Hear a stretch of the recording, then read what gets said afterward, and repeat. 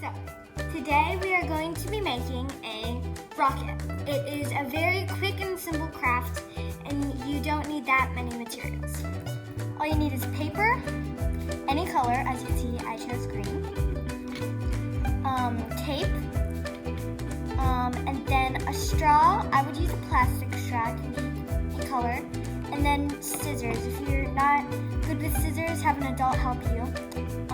But that's all the materials you need, and I hope you have fun with this craft. Now with the paper, you're gonna cut out about these sizes of paper.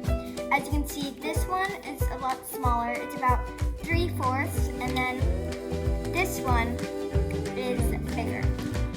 So you're gonna cut those out, and then with the straw, you're gonna put the straw over the small one or the big one, whatever is easier, quicker.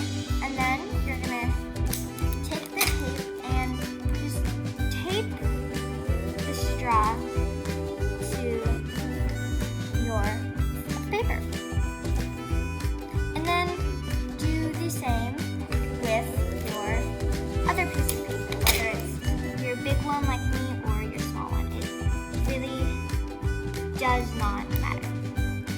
Okay, and now you are going to wrap it around like this and then tape it. Take another piece of tape and you are going to tape it together at the ends.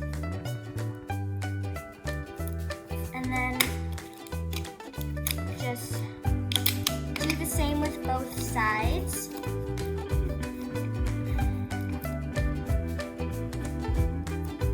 And this is your rocket. And it does not look like a rocket, but you will see when you fly it. So when you fly it, you are going to want to put the small side first when you throw it, like that. You could try it with the bigger side, but what I find easier is using the small side. So now you have your completed rocket.